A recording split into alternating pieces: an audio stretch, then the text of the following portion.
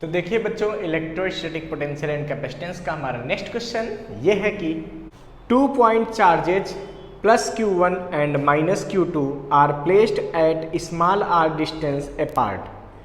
Obtain the expression for the amount of work done to place a third charge Q3 at the midpoint of the line joining the two charges. Second, at far distance from the charge Q1 on the line joining the two charges in the term of Q1 Q2 and small r, will this work done be 0? तो देखिए बच्चों, इस question में हमसे कह रहे हैं कि दो चार्ज Q1 और Q2 हैं जो कि एक दूसरे से स्मॉल r डिस्टेंस पर रखे. हमको ये बताना है कि किसी चार्ज Q3 को इनफाइनाइट से अगर P पॉइंट तक लाया जाए. कहां से लाया जाए? इनफाइनाइट से P पॉइंट तक. तो लाने में कितना वर्क करना पड़ेगा? बच्चों, हमको ये पता है कि किसी भी पॉइंट तक चार्ज को लाने में वर्क अगर W करना पड़ता है तो W और अपान जो चार्ज लेकर आ रहे हैं, जैसे Q3 लेकर आ रहे हैं तो Q3, ये बराबर हो जाता है उस पॉइंट के पोटेंशियल. अगर P पॉइंट की बात हो रही तो P पॉइंट का अगर पोटेंशियल Vp है तो ये बराबर हो जाता है Vp के. मतलब अगर कभी आपको वर्क निकालना है तो हो जाता है Vp इंटू Q3. इसका मतलब क्या हुआ कि अगर हमको P पॉइंट तक किसी थर्ड चार्ज को लाने में वर्क निकालना है तो हम क्या करेंगे? P पॉइंट का नेट पोटेंशियल निकाल देंगे और नेट पोटेंशियल इंटू Q3 कर देंगे. ये हमारा आंसर होगा. तो पहला हमारा टारगेट बच्चों हो गया कि हम P पॉइंट का पोटेंशियल फाइंड करें. किसकी वजह से? दोनों चार्जेस की वजह से, Q1 की वजह से और Q2 की. फिर उसका नेट करेंगे. अब देखिए इसके लिए क्या करेंगे भाई, Q1 चार्ज से इस P पॉइंट की डिस्टेंस निकालेंगे. तो ये तो मिड पॉइंट है. मिड पॉइंट है मतलब ये डिस्टेंस अगर R है तो ये आधी होगी उसकी, यानी कि Q1 से इसकी डिस्टेंस कितनी होगी? R/2. माइनस Q2 से इस पॉइंट की डिस्टेंस कितनी होगी? ये भी होगी R/2. समझ गए? अब यहां पे लिखेंगे क्या? We have to find the potential of point P. So electrostatic potential at P due to Q1. Q1 की वजह से पोटेंशियल निकालो, फिर Q2 से, फिर टोटल, तब तो V आएगा. तो यहां पे बच्चों पोटेंशियल निकालना है तो V1, Q1 चार्ज पोटेंशियल क्या मानते हैं? V1. तो V का फार्मूला क्या होता है याद करो. अगर कोई Q चार्ज रखा हुआ है तो Q चार्ज से अगर R डिस्टेंस पर आपको पोटेंशियल निकालना है तो फार्मूला क्या होता है? ये होता है KQ/R. कितना होता है? KQ/R. जहां K होता था कांस्टेंट जिसकी वैल्यू होती थी 1/4πε0 Q/R. तो ये फार्मूला यहाँ यूज हो जाएगा. यानी कि V1 की वैल्यू क्या आएगी बताओ? यह आएगी 1/4πε0, जहाँ ε0 क्या है? Permittivity of the free space. Q charge कितना है देखो? Q1 अपान डिस्टेंस, इस पॉइंट की डिस्टेंस कितनी है? ये R/2. यानी कि V1 हो गया 1/4πε0 2Q1/r. एक इक्वेशन, ये पहली हो गई इक्वेशन. अब फिर Q2 की वजह से यहाँ पोटेंशियल लिखेंगे क्या? इलेक्ट्रोस्टैटिक पोटेंशियल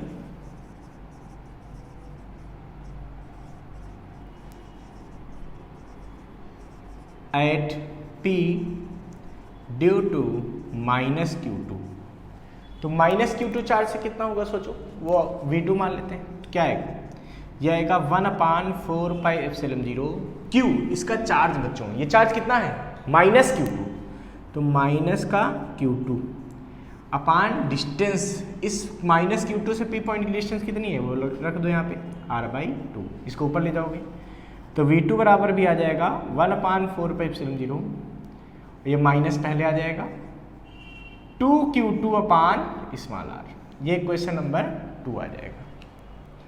अब लिखेंगे सो net potential at point P. So net potential at point P. तो P पॉइंट का नेट पोटेंशियल कैसे निकालोगे भाई? क्योंकि हमको पता है ना, नेट पोटेंशियल इंटू Q3 कर देंगे वही वर्क निकल आएगा. ये तो हम लोग समझ चुके हैं. तो ये आएगा बच्चों V = V1 + V2. Value put कर दिया जाए क्या मिलेगा बताओ। तो v equal to 2q1 upon r minus 1/4 2q2 upon r, इतना आ गया बच्चों। अब देखिए तो नेट v की वैल्यू कितनी आएगी सोचो।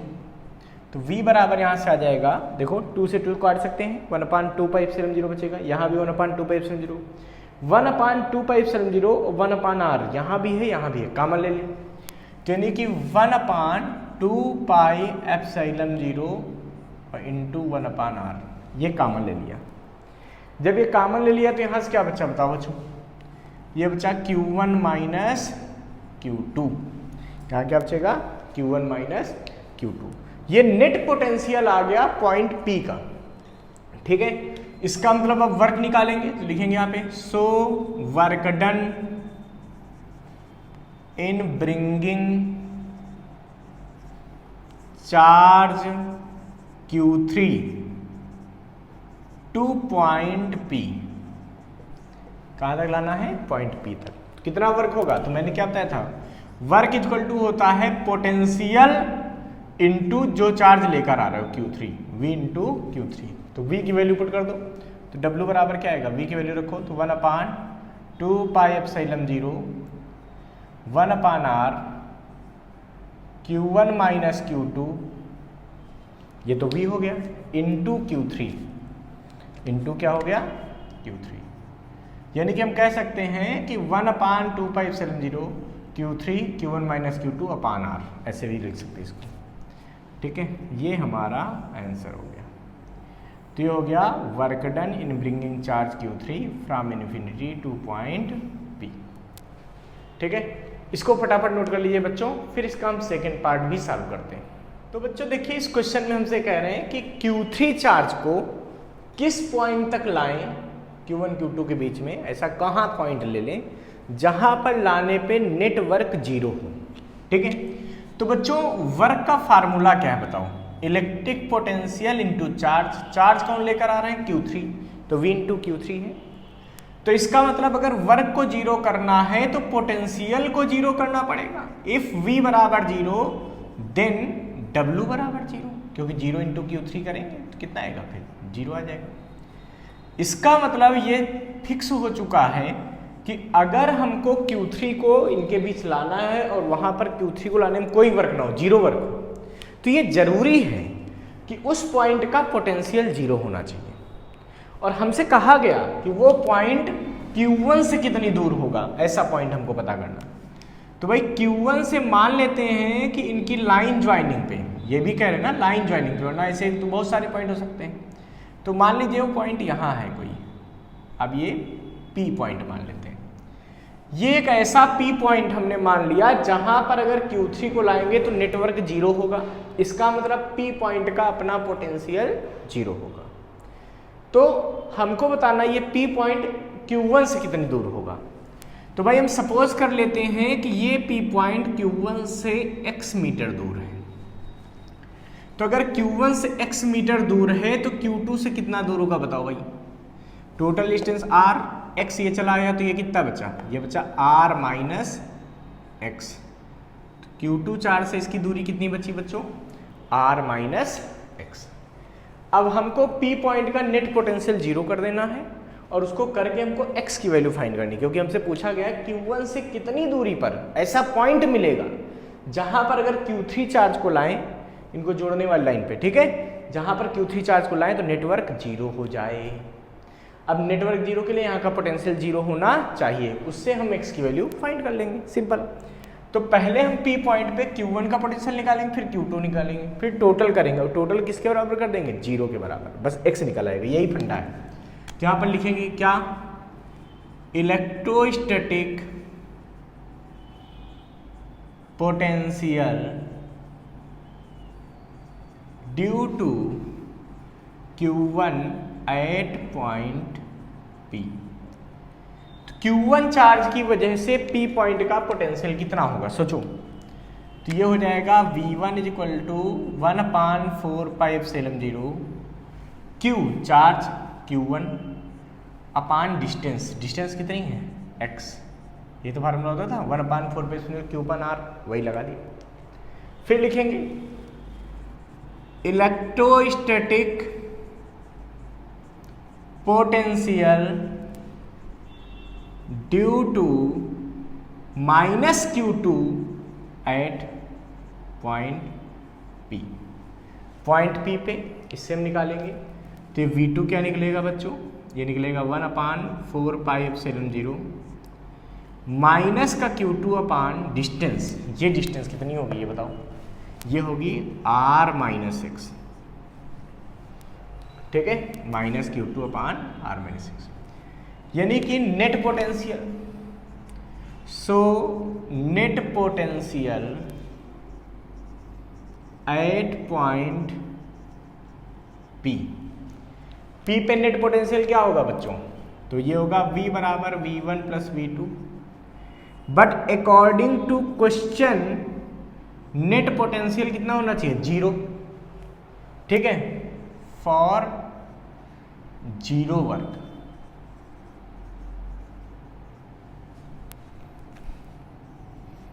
इन bringing charge Q3 to point P, मतलब Q3 चार्ज को P पॉइंट तक लाने में 0 वर्क मिले, इसके लिए क्या जरूरी है कि इसका पोटेंशियल 0 हो, यानी कि 0 कर दो भाई, तो V1 प्लस V2 बराबर 0 हो गया, क्योंकि V बराबर 0 तो ये 0 हो गया, तो V1 बराबर -V2, सारा वैल्यू पुट कर दो।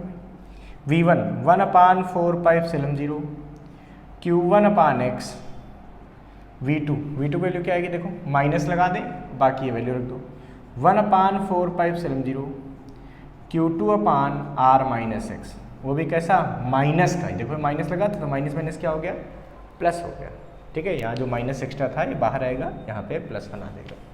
बच्चों देखो ये कैंसिल हो सकता है, जो कैंसिल हो सकता है उसको हटा दो, यानी कि बचेगा क्या हमारे पास, ये बचेगा, यहाँ सॉल्व कर लें, हाँ, तो ये बचेगा हमारे पास Q1 अपान x बराबर Q2 अपान r-x, इसका मतलब क्या हुआ, cross multiply, Q1r minus Q1x बराबर Q2x, इसको उधर ले जाओ, इसका मतलब क्या हो गया, Q1r बराबर Q2x plus Q1x, x common ले लें, क्या बचेगा बताओ, x Q1 minus Q2, x common ले तो Q1 प्लस Q2, क्या गया, Q1 प्लस Q2, और उधर क्या बचेगा, उस साइड क्या है, बराबर बचेगा Q1r, x की वैल्यू क्या आएगी बताओ, Q1r अपान Q1 प्लस Q2, यानी कि अगर Q1r अपान Q1 प्लस Q2 डिस्टेंस पर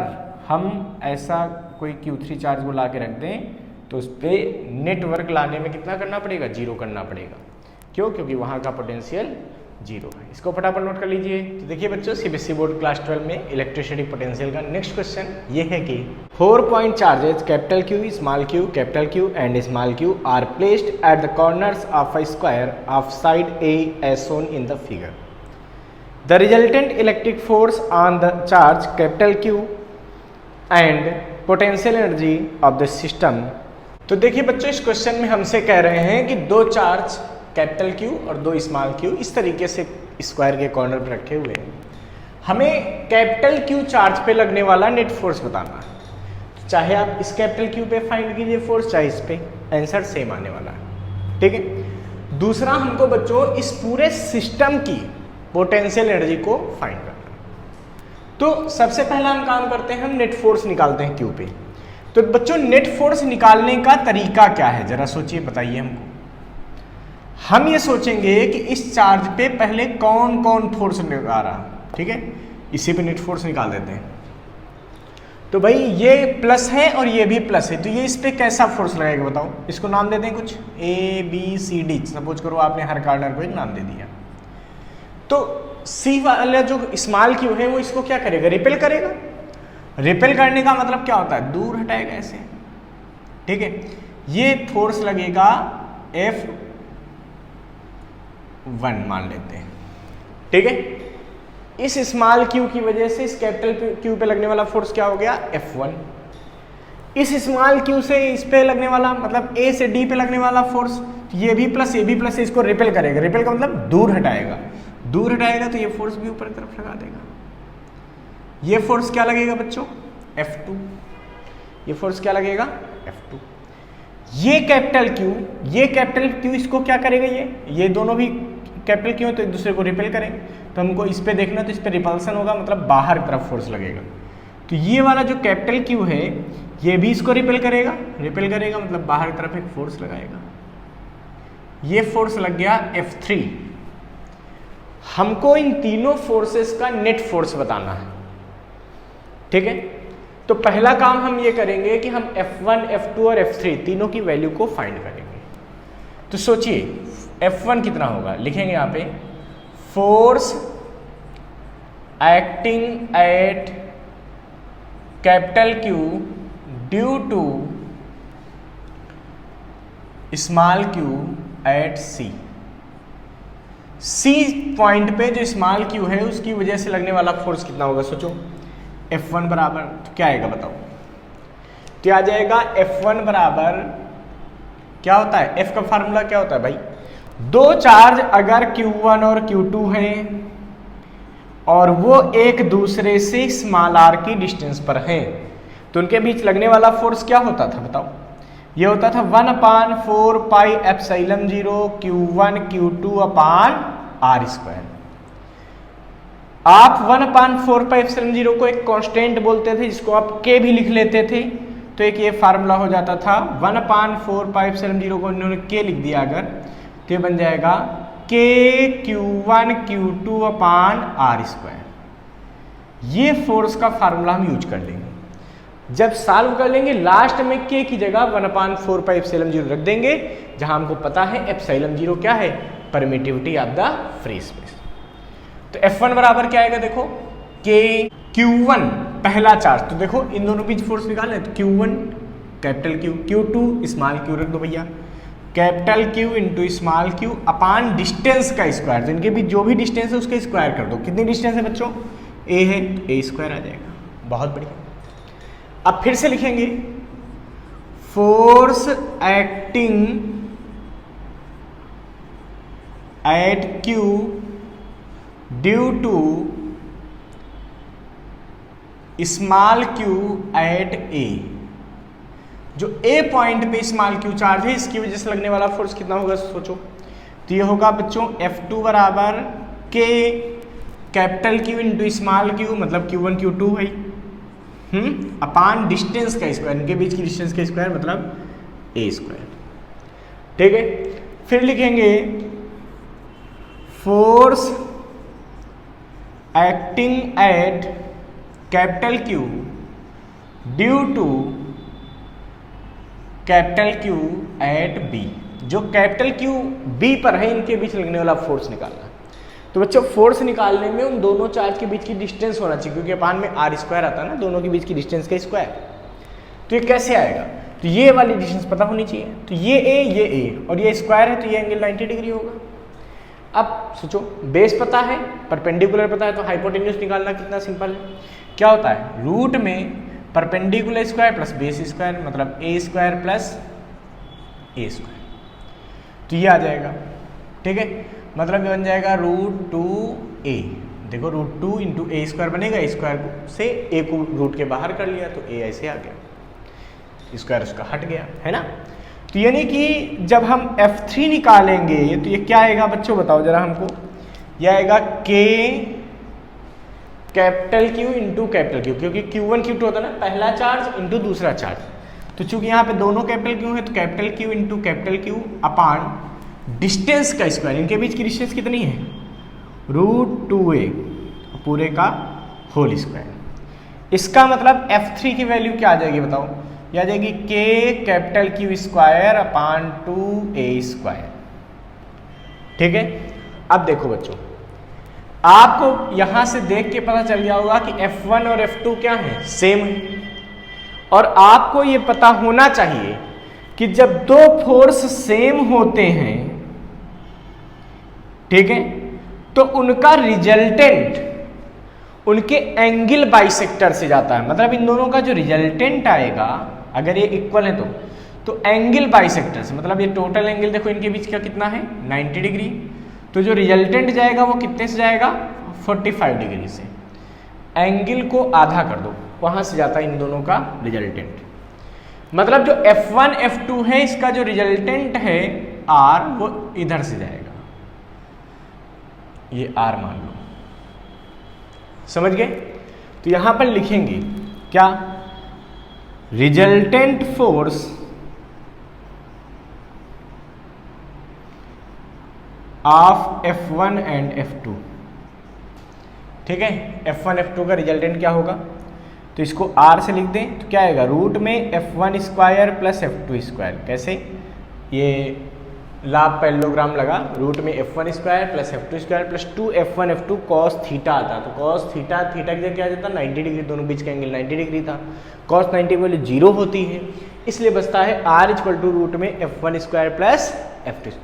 बात समझ आई कि नहीं, मतलब ऐसा था 2F1 F2 और cos 90 था, बट cos 90 क्या होता है 0, इसलिए ये खत्म हो जाता है, इसलिए केवल इतना टर्म बचता है आखिरी में। पूरा लिख दो, कोई दिक्कत नहीं। अब आपको पता है बच्चों कि F1 किसके बराबर है, F2 के। F1 किसके बराबर, देखो F2, दोनों सेम है ना, तो F1 की जगह मैं F2 रख दूं, कोई बुराई नहीं।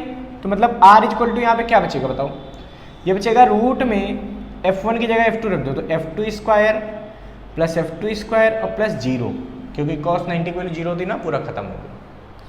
यानी कि R की वैल्यू हो गई √2 इंटू F2। क्या हुआ, R की वैल्यू √2 इंटू F2। ये कैसे हुआ भाई, देखो ये आएगा √2 F2 स्क्वायर, तो रूट हटाओगे F2 स्क्वायर से तो बाहर आ जाएगा, ऐसे बन जाएगा।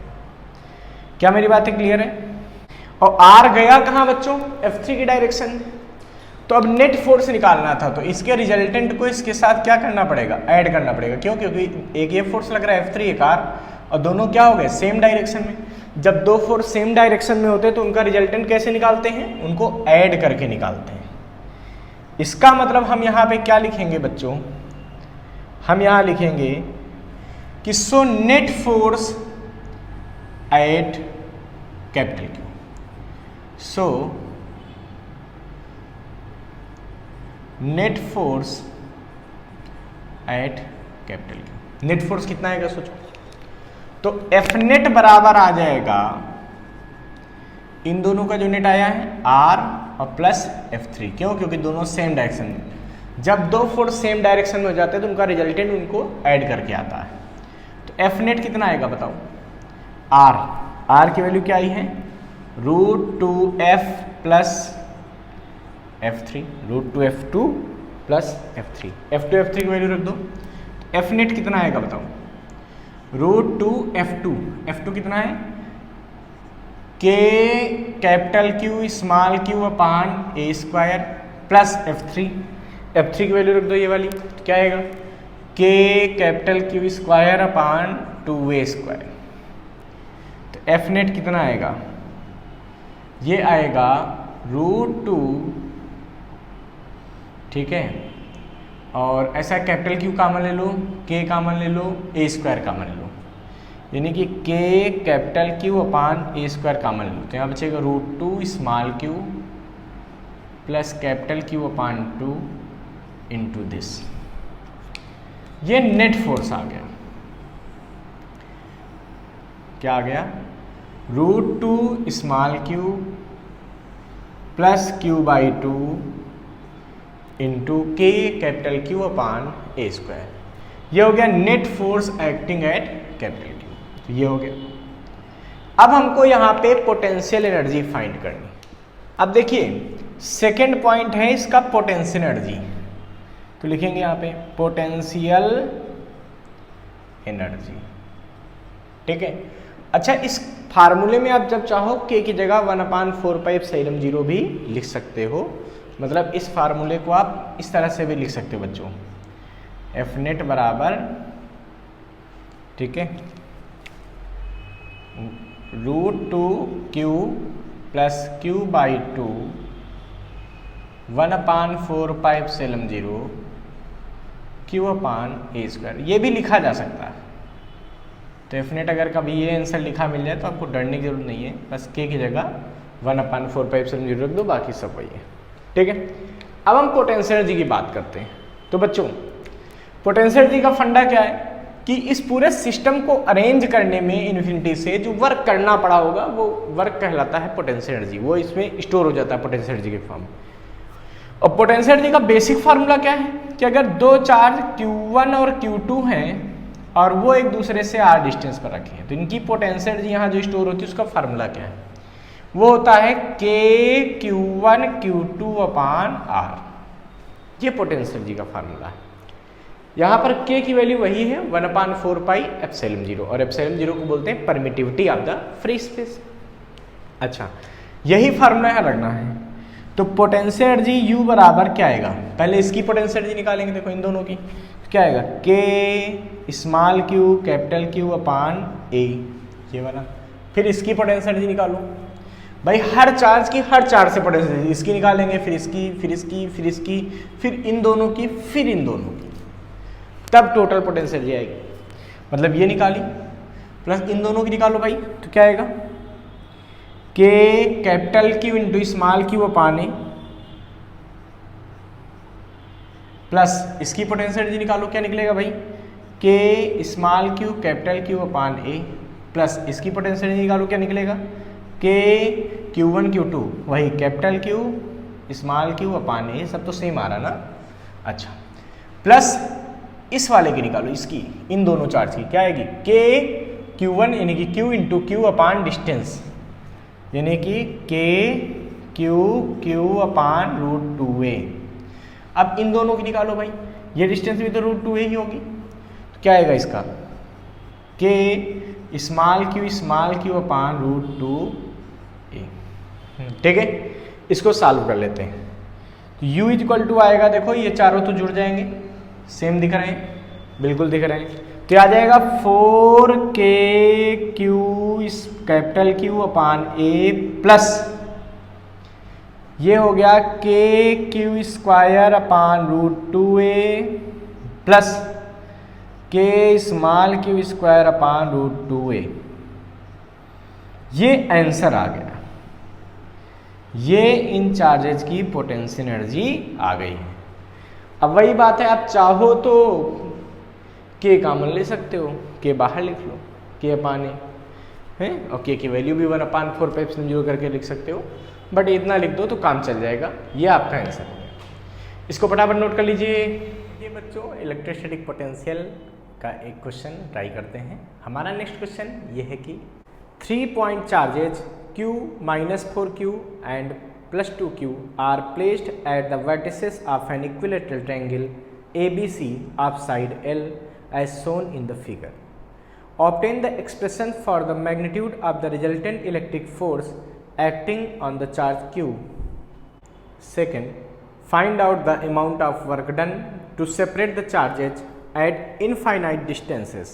तो देखिए बच्चों, इस क्वेश्चन में हमको कुछ ऐसे 3 चार्ज अरेंज किए गए हैं जो कि इक्विलेटरल ट्रायंगल पे हैं। इक्विलेटरल ट्रायंगल का मतलब इनकी सारी साइड क्या है ट्रायंगल की, सेम है। अगर एक एल दिया है तो सारी एल हो गई, और सबके एंगल इक्वल होते हैं। इक्विलेटरल ट्रायंगल में पता है ना 60 डिग्री की। हमसे कह रहे हैं कि इस क्यू चार्ज पे लगने वाला नेट फोर्स कितना होगा, उसका मैग्नीट्यूड बताना है। दूसरा बच्चों हमको यहाँ पे वर्क डन बताना है कि अगर इन चार्जेस को हम ले जाके इनफाइनाइट डिस्टेंस पे इनको रख दें तो कितना वर्क करना पड़ेगा बच्चों। उसके लिए हमको पता है कि इस सिस्टम की पोटेंशियल एनर्जी को हम कैलकुलेट कर लेंगे। जो पोटेंशियल एनर्जी आएगी उतना ही वर्क करने पर ये चार्ज इनफाइनाइट पे चले जाएंगे। क्यों? क्योंकि पोटेंशियल एनर्जी का कॉन्सेप्ट यही है। Potential energy is the amount of work done to arrange the given system of charges.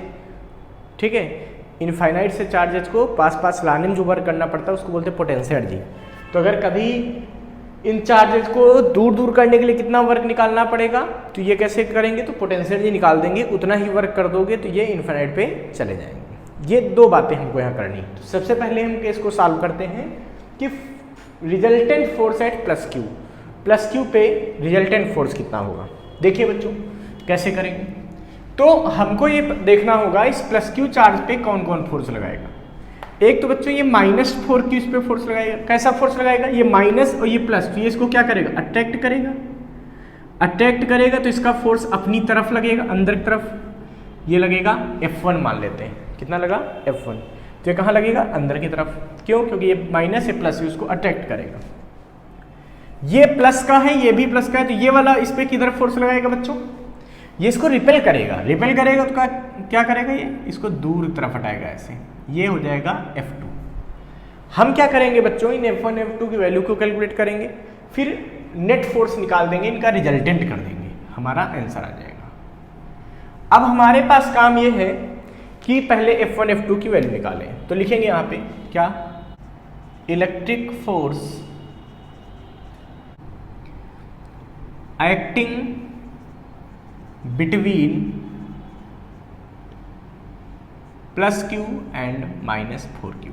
q और -4q के बीच कितना फोर्स लगेगा, सोचो F1 की वैल्यू कितनी होगी।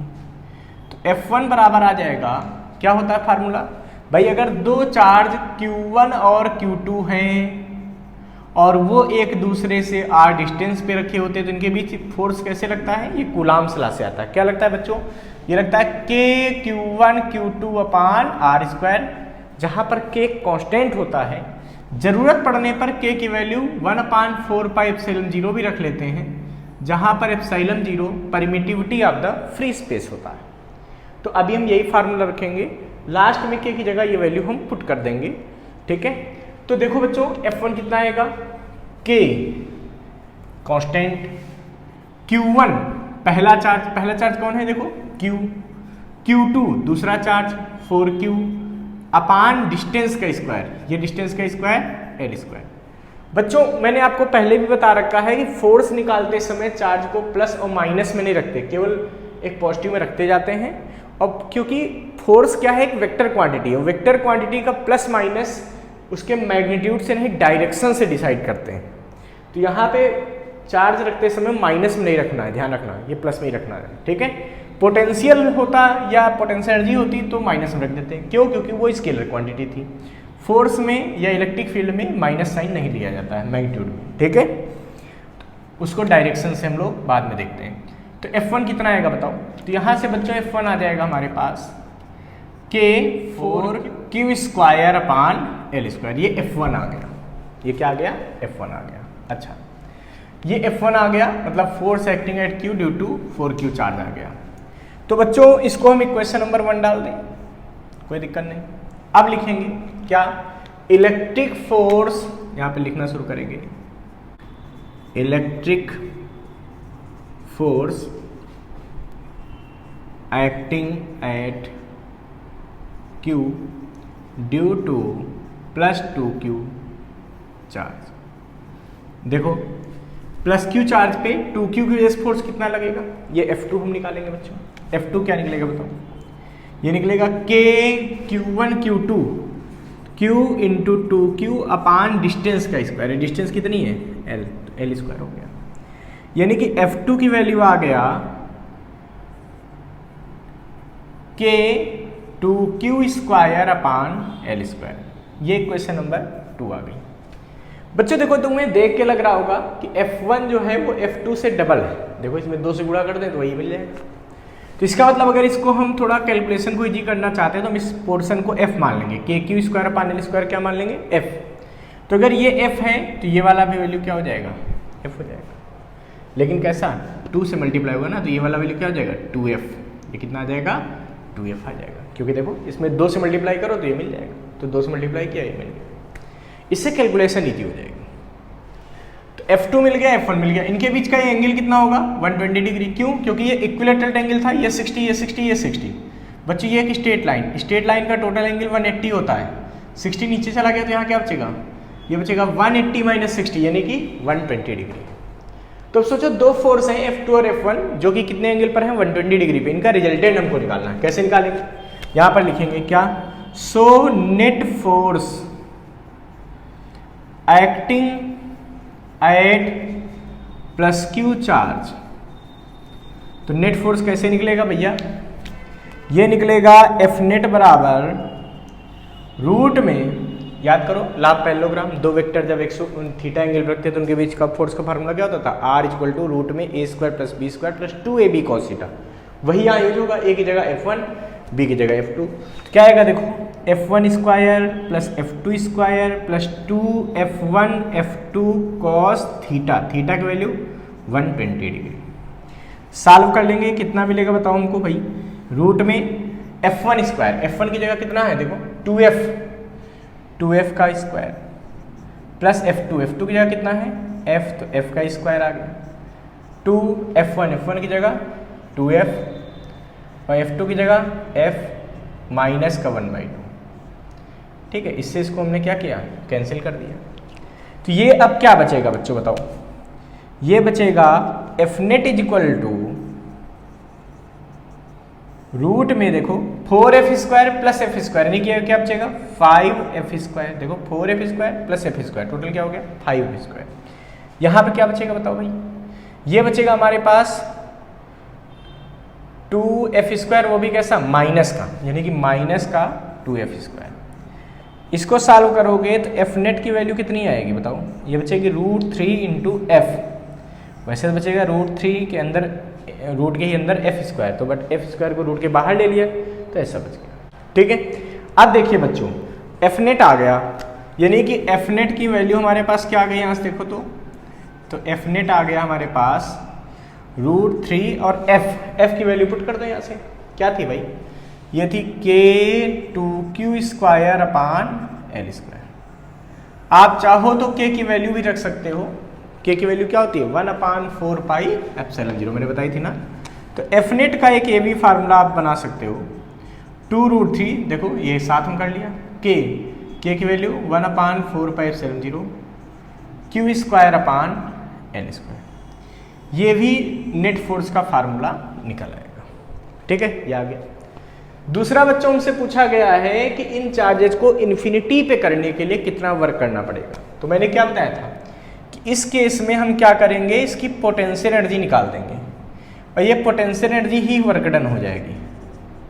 तो वर्क डन बराबर किसकी हो जाएगी, पोटेंशियल एनर्जी। ठीक है, जितना निकलेगी उतना ही वर्क कर दोगे तो वो इन्फिनिटी पे चले जाएंगे। सोचो बच्चों, तो ये पोटेंशियल एनर्जी का फार्मूला क्या होता है, तो याद करो, अगर दो चार्ज Q1 और Q2 हैं, ये r डिस्टेंस पे हैं, तो इनकी पोटेंशियल एनर्जी फार्मूला क्या होता है, ये होता है kQ1 Q2 अपान r। क्या होता है kQ1 Q2 अपान r, और जहां पर k की वैल्यू 1/4πε0 होती है। तो यानी कि u बराबर यहां से क्या आएगा बच्चों, यह आएगा k, इधर शुरू करेंगे, पहले इनकी पोटेंशियल एनर्जी निकालो। देखो दो चार्ज हैं -4q प्लस 2q, इनकी पोटेंशियल एनर्जी निकालना है। Q1 तो -4q, Q2 प्लस का 2q अपान डिस्टेंस, ये डिस्टेंस कितनी है बेटा L। ठीक है, प्लस इसका निकालो पोटेंशियल एनर्जी, क्या निकलेगा k Q1 देखो 2q, Q2 देखो q अपान डिस्टेंस, डिस्टेंस कितनी है L, प्लस इसमें देख लो, इसमें क्या होगा, यह आएगा k Q1 की वैल्यू q, Q2 की वैल्यू -4q अपान डिस्टेंस L। तो u बराबर आ जाएगा, देखो k ये कितना आएगा 4 2 जा 8, तो माइनस का 8q स्क्वायर अपान L, ये आएगा k 2q square upon L, ये क्या आएगा, ये आएगा माइनस का 4kq स्क्वायर अपान L। ध्यान से देखो बच्चों, 8 और 4 कितना हो गया 12, 12 में 2 गया तो कितना बचा, ये प्लस का 2 है ना, ये घटा देंगे तो कितना बचेगा, 12 में 2 जाएगा तो 10, यानी कि u की वैल्यू आ जाएगी बचेगा 10kq स्क्वायर अपान L। यहाँ लिख दें बच्चों, याद रखना, तो u बराबर आ गया 10kq स्क्वायर अपान L। ये पोटेंशियल एनर्जी आ गई, वो भी कैसी आई बच्चों, निगेटिव। ये पोटेंशियल एनर्जी कैसी आई, देखो निगेटिव बची ना, माइनस का 12kq square upon L plus का 2kq स्क्वायर अपान L, तो क्या बचेगा माइनस का 10kq स्क्वायर अपान L। ये पोटेंशियल एनर्जी आ गई हमारे पास। ठीक है, इतना ही अगर वर्क कर देंगे तो वो क्या होंगे, इन्फिनिटी पे चले जाएंगे। ठीक है, इसको फटाफट नोट कर लीजिए।